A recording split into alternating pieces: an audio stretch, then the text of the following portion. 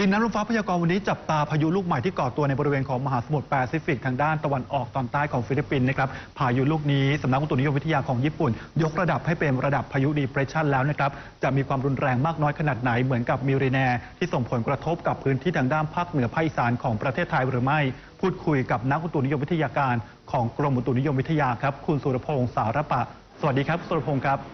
สวัสดีครับคุณอิทธิพัฒน์ครับครับคุณสุรพงษ์ครับประเมินแนวโน้มของพายุลูกใหม่ในบริเวณของมหาสมุทรแปซิฟิกทางตอนใต้ของฟิลิปปินส์ไว้ยังไงบ้างครับครับตอนช่วงพายุลูกใหม่นะที่จะเกิดขึ้นนะครับตอนนี้ก็พัฒนาตัวเป็นพายุดีเพรสชันแล้วนะครับแต่คาดว่าช่วง 1-2 วันนี้ก็จะเคลื่อนตัวใกล้ๆกับทางด้านเกาะฟิลิปปินส์นะครับก็คงเคลื่อนตัวจากทางด้านใต้ขึ้นไปทางด้านเหนือก็คือเกาะลูซอนของประเทศฟิลิปปินส์ซึ่งผลกระทบทำให้ประเทศฟิลิปปินส์มีฝนตกหนักต่อเนื่องในช่วง2วันนี้นะครับหลังจากนั้นช่วงวันที่2วันที่3นะครับพายุนี้ก็ลงสู่ทะเลจีนใต้ตอนบนแล้วก็เริ่มจะพัฒนาตัวแรงขึ้นเป็นพายุโซนร้อน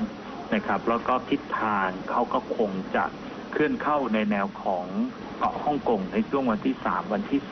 4สิงหาคมนี้ครับ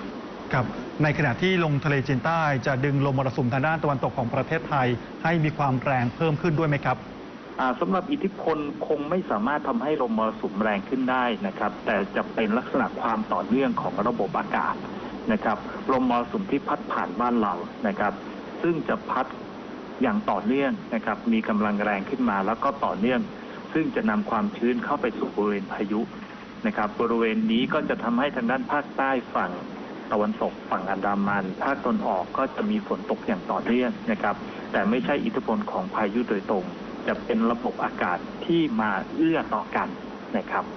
ครับพายุที่ก่อตัวบ่อยในช่วงนี้นะครับทั้งบริเวณของทะเลจีนใต้ก่อนหน้านี้มิริแนนะครับแล้วก็ลูกล่าสุดครับในเดือนนี้พายุเกิดขึ้นบ่อยครับส่งสัญญาณหรือว่านัยยะอะไรหรือเปล่าครับคือตอนนี้ก็เราดูการเปลี่ยนแปลงของสภาพภูมิอากาศโลกปีนี้ก็คืออยู่ในภาวะที่เป็นปกติในช่วงที่จะเหลืออีกประมาณ 3-4 เดือนในฤดูของพายุที่จะเกิดขึ้นถือว่าไม่ได้ผิดปกติแต่อย่างใดนะครับแล้วก็ทิศทางของพายุซึ่งเคลื่อนตัวผ่านฟิลิปปินส์ไปทางด้านจีนก็เป็นทิศทางของปกติของเขานะจะลงมาเคลื่อนเข้าใกล้บ้านเรามากขึ้นก็คงเป็นช่วงของกลางสิงหาคมหรือว่าช่วงของกันยายนนะครับทิศทางของพายุถึงจะเลื่อนต่ำมาก็ขอยืนยันอีกครั้งหนึ่งว่าพายุที่เกิดถี่ๆกันในช่วงนี้ถือว่ายังไม่ใช่เหตุการณ์ผิดปกติเพราะปีหนึ่งจะมีพายุประมาณ20กว่าลูกนะครับคำถามสุดท้ายครับที่ใกล้ประเทศไทยครับทางด้านตะวันตกครับหย่อมความกดอากาศต่ำกำลังแรงตรงบริเวณของพม่านั้นจะส่งผลกระทบกับประเทศไทยลักษณะอันใกล้นี้บ้างหรือเปล่าครับคือตัวนี้นะครับด้วยตัวของเขาเองจะค่อนข้างนิ่งๆนะครับจะไม่ได้เคลื่อนเข้ามาปกคลุมทางด้านประเทศไทย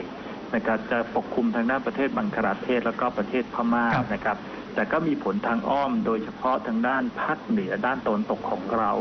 ภาคกลางด้านตะวันตกก็จะมีฝนตกต่อเนื่องนะครับแต่บริเวณด้านนี้ก็จะเป็นบริเวณที่ติดต่อทางด้านประเทศพม่าและฝนที่ตกจากอิทธิพลทางอ้อมของตัวหย่อมความกดอากาศต่ำตัวนี้นะครับเรามองว่าผลกระทบน่าจะเป็นผลดีมากกว่า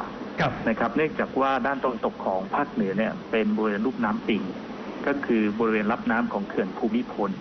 นะครับเขื่อนภูมิพลเป็นพื้นที่รับน้ำอยู่ตรงนั้นก็จะมีฝนตกต่อเนื่องเข้ามาก็จะทำให้มีน้ำเข้าเขื่อนภูมิพลได้ค่อนข้างดีในช่วงของสัปดาห์นี้นะครับครับขอบพระคุณคุณสุรพงษ์มากครับขอบพระคุณครับสวัสดีครับสวัสดีครับคุณสุรพงษ์สารปะโฆษกกรมอุตุนิยมวิทยานะครับชัดเจนแล้วนะครับพายุลูกนี้ไม่มีผลกระทบกับประเทศไทยครับกลับมาจับตาสภาพอากาศในประเทศไทยที่จะก่อให้เกิดความเปลี่ยนแปลงสำหรับเส้นทางของพายุลูกนี้นะครับมีการคาดการณ์กันว่าน่าจะเคลื่อนตัวบริเวณของทางด้านตอนใต้เกาะลูซอนของฟิลิปปินส์นะครับก็จะทำให้พื้นที่บริเวณของฟิลิปปินส์นั้นจะต้องเผชิญกับลมที่กระโชกแรงนะครับรวมถึงฝนที่จะตกลงมาอย่างหนักสำหรับอากาศในประเทศไทยครับยังคงต้องจับตามรสุมทางด้านตะวันตกเฉียงใต้ยังคงมีกำลังแรงขึ้นอย่างต่อเนื่องครับส่งผลต่อพื้นที่ภาคใต้ภาคตะวันออกที่มีฝนตกตั้งแต่ช่วงเช้าที่ผ่านมาแล้วนะครับพื้นที่ที่ต้องเฝ้าระวังครับระยองจันทบุรีตราดครับเข้มๆนี้นะครับเป็นพื้นที่ที่มีฝนตกลงมาอย่างหนักต้องระมัดระวังน้ำป่า หลากครับส่วนพื้นที่ที่จะมีฝนตกหนักในช่วงของค่ำคืนวันนี้ไปจนถึงวันพรุ่งนี้นะครับนั่นก็คือบริเวณของพื้นที่ทางด้านภาคเหนือกับภาคอีสานครับ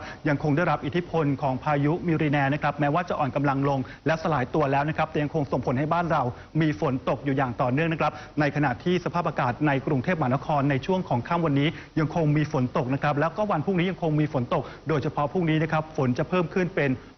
70%ของพื้นที่ครับแล้วก็จะไล่ยาวไปจนถึงช่วงของปลายสัปดาห์นี้ครับปิดท้ายกันที่สภาพอากาศในช่วง24 ชั่วโมงข้างหน้าครับ